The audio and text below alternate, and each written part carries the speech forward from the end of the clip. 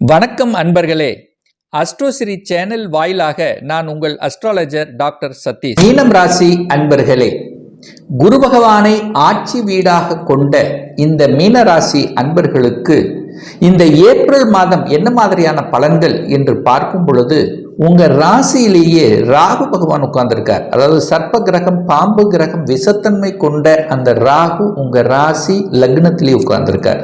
சூரிய பகவான் ஆறுக்குரியவன், கடன், நோய் எதிர்ப்பு, பகையை தரக்கூடிய சூரியனும் உங்க ராசியிலேயே உட்கார்ந்திருக்கார். சுக்கிரன் எட்டுக்குரியவன், அட்டமாதிபதி, வலி, வேதனை, துக்கம், துயரம், அசிங்கம், அவமானம் என்று சொல்லக்கூடிய அந்த சுக்கிரனும் உங்க ராசியில உட்கார்ந்துருக்கார். அப்போ ராசியில 6, 8ஆம் அதிபதிகள் ஒன்று கோடி ராகுவோடு சேர்ந்திருக்கக்கூடிய இந்த மாதத்தில் பார்த்தீங்கன்னா உங்களுக்கு மன குழப்பங்களை கொடுக்கும், தேவையில்லாத சிந்தனைகளை ஏற்படுத்தும், எதிர்மறை எண்ணங்கள், நெகட்டிவ் தாட்ஸ் அப்படிங்கிறது உங்க மனதில் வந்து விலகக்கூடிய தன்மை. அப்போ எந்த ஒரு புதிய விஷயங்கள் இந்த மாதம் ஆரம்பித்தாலும் ஒரு தடவைக்கு 2 தடவை யோசிக்கணும் அப்படிங்கிறதையும் ஞாபகத்தில் வைத்துக் கொள்ளுங்கள்.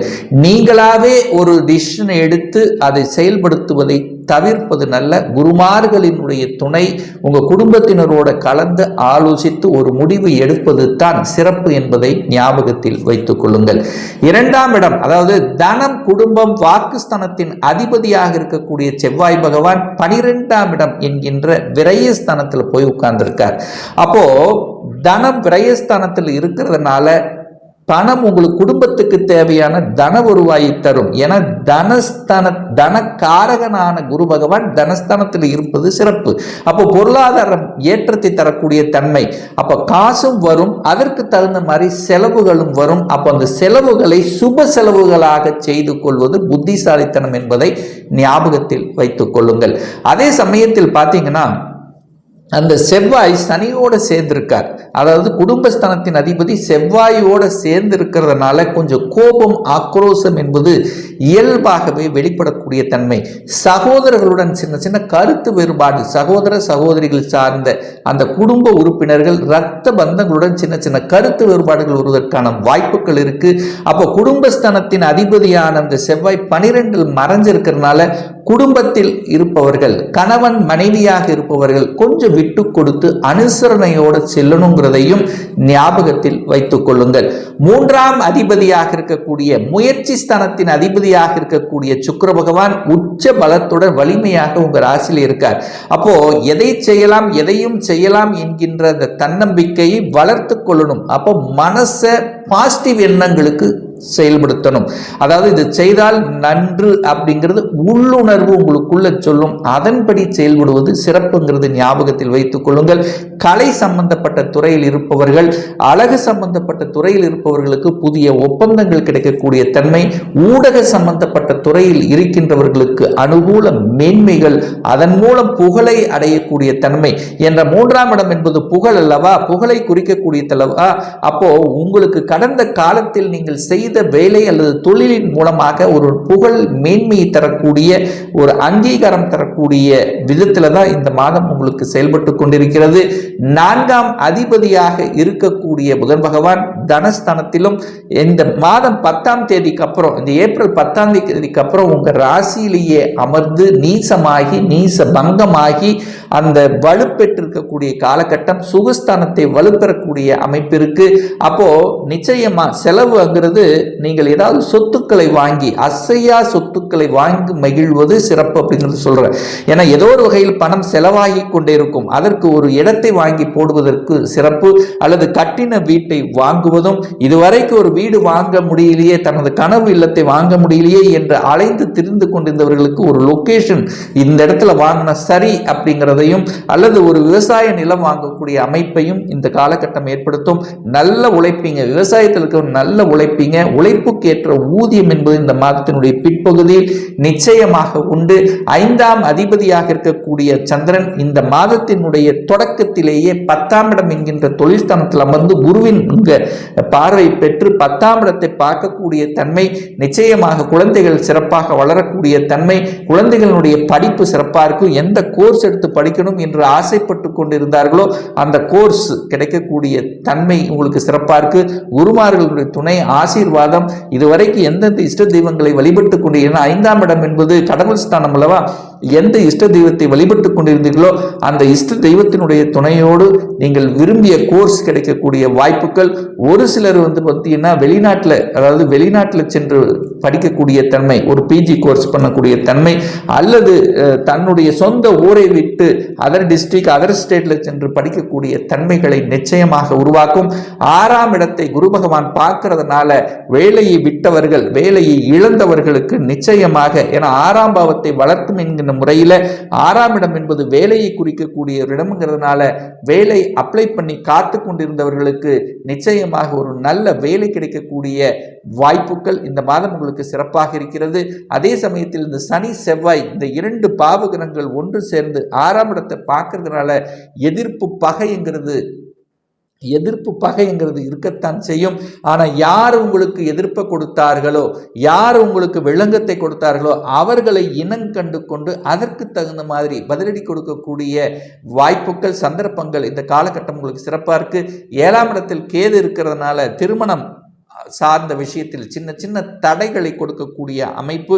அப்போ எந்த வரன் எதை பார்த்தாலும் சரியான டாக்குமெண்ட், சரியான இது இருக்காங்கிறத விசாரித்து செயல்படுத்தணும் அப்படிங்கிறதையும் ஞாபகத்தில் வைத்துக் கொள்ளுங்கள். அந்த 7ஆம் இடத்தில் கேது இருக்கிறதுனால கூட்டு தொழில் சார்ந்த விஷயங்களும் சின்ன சின்ன தடைகளை கொடுக்கும்.